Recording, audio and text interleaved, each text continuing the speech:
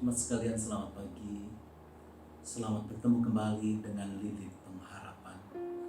Kita berdoa sebelum membaca firman Tuhan. Tuhan, terima kasih kami ingin membaca firman-Mu. Tuhan, menolong kami sehingga apa yang kami baca dan kami dengar boleh menolong kami di dalam kami mengenal firman Tuhan yang menguatkan kami hari ini. Berfirman Tuhan kepada kami sedia mendengarkan firman-Mu. Amin. Pembacaan firman Tuhan hari ini saya akan mengambil dari kitab Mazmur pasal 78 ayat yang ke-11 sampai ayat yang ke-16. Demikian bunyi firman Tuhan. Mereka merupakan pekerjaan-pekerjaannya dan perbuatan-perbuatannya yang ajaib yang telah diperlihatkannya kepada mereka. Di hadapan nenek moyang mereka dilakukannya keajaiban-keajaiban di tanah Mesir, di padang Zoan. Dibelahnya laut, diseberangkannya mereka, didirikannya air sebagai bendungan. Dituntunnya mereka dengan awan pada waktu siang dan semalam suntuk dengan terang api. Dibelahnya gunung batu di padang gurun, diberinya mereka minum banyak air seperti dari samudera raya. Dibuatnya aliran air keluar dari bukit batu, dan dibuatnya air turun seperti sungai. Saudara-saudara, Mazmur 78 mengingatkan umat tentang pelajaran dari sejarah bangsa Israel keluar dari tanah Mesir, melewati padang gurun selama 40 tahun lamanya. Apa yang bisa kita perhatikan dalam sejarah hidup bangsa Israel? Di sana dikatakan mereka melupakan pekerjaan-pekerjaan Tuhan dan perbuatan-perbuatan ajaib Tuhan. Apa yang mereka lupakan? Mereka melupakan apa yang terjadi di Mesir. Mazmur 78 ayat 12, di hadapan nenek moyang mereka dilakukannya keajaiban-keajaiban di tanah Mesir, di padang Zoan. Jadi Tuhan menolong Israel ketika berhadapan dengan Firaun.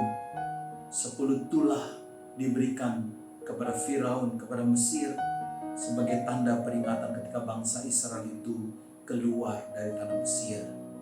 Firaun telah melihat mujizat perbuatan Tuhan, tapi dia tidak mau percaya, dibiarkan keras hatinya.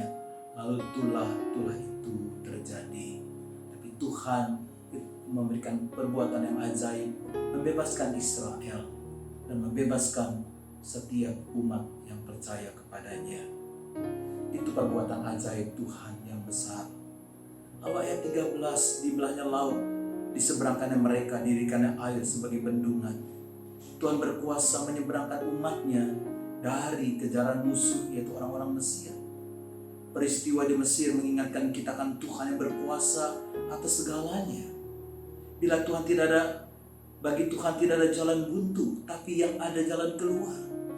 Bagi Tuhan selalu ada jalan untuk umatnya, sebab tidak pernah kehabisan cara. Bagi Tuhan dapat membuat sesuatu yang tidak masuk akal karena dia punya hikmat. Bagi Tuhan dapat membuat hal-hal yang di luar akal sehat asal kita percaya kepadanya. Dan ketika di padang gurun dituntunnya, dibelahnya. Mazmur 78 ayat 14 sampai 16, dituntunnya mereka dengan tiang awan pada waktu siang. Dituntunnya mereka dengan tiang api pada waktu malam. Bukti Tuhan menuntun mereka. Tiang itu selalu ada di depan mereka. Ada masa-masa di mana tiang itu diam dan tidak bergerak, seperti yang diperintahkan. Kalau tiang itu diam, itu tandanya mereka harus beristirahat dan mendirikan kemah. Begitu juga dengan hidup kita. Tidak ada satupun manusia bisa menebak alur kehidupannya seperti apa. Kita tidak tahu apa yang terjadi pada saat ini, tapi kita ingin percaya Tuhan telah memimpin bangsa Israel dengan tiang awan di pagi hari, di siang hari, dan dia menuntun menuju tujuan. Tiang awan, tiang api itu bukti bahwa Tuhan hadir. Jadi bangsa Israel seringkali menuntut di mana Tuhan. Tuhan jelas ada dalam tiang awan dan tiang api, menuntun mereka menjalani perjalanan hidup. Tiang awan, tiang api itu juga bukti bahwa Tuhan benteng perlindungan. Jadi sangat jelas Tuhan menjaga dan melindungi bangsa Israel melewati padang gurun, tanda ketidakpastian hidup. Ketika kita berdiri di padang gurun, kita tidak tahu di mana ujungnya. Tanda ketidakpastian hidup. Padang gurun juga tempat kuasa kegelapan. Israel bisa melewati dengan tiang awan dan tiang api selama 40 tahun melewati padang gurun, ketidakpastian hidup, dan melewati ke tempat kegelapan. Mereka sampai di tanah perjanjian yang penuh dengan susu dan madu.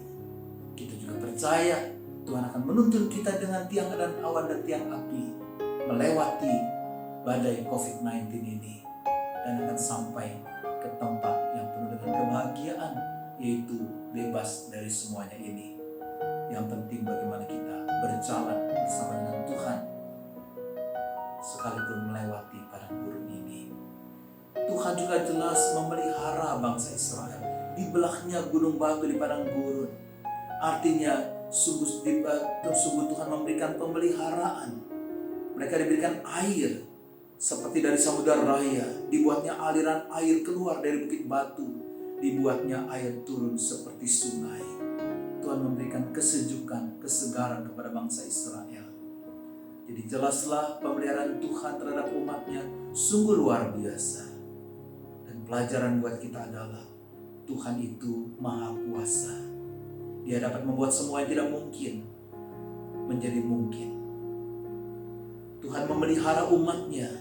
Dalam setiap masalah yang dihadapi akan selalu ada jalan keluar. Ingat, Tuhan bekerja dengan cara yang ajaib.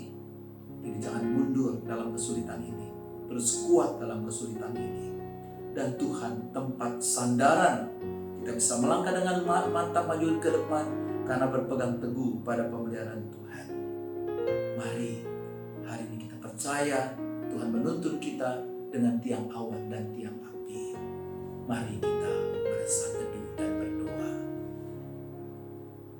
Kita berdoa secara pribadi. Kita renungkan firman Tuhan. Tuhan menuntun kita dengan tiang awan dan tiang api.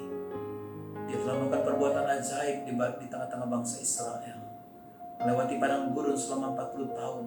Melewati ketidakpastian hidup. Melewati kegelapan. Dan dia bisa melewatinya bersama dengan kuasa Tuhan. Apakah saudara percaya tiang awan tiang api memimpin Tuhan?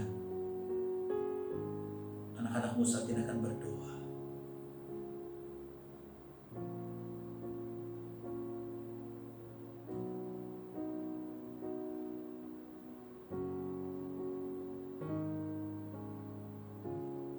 Dengarkanlah doa-doa umat-Mu Tuhan.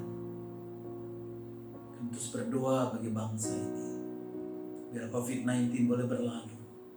Setiap umat-Mu boleh tinggal di rumah untuk menantikan pertolongan Tuhan.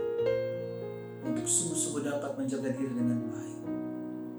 Tuhan, terima kasih.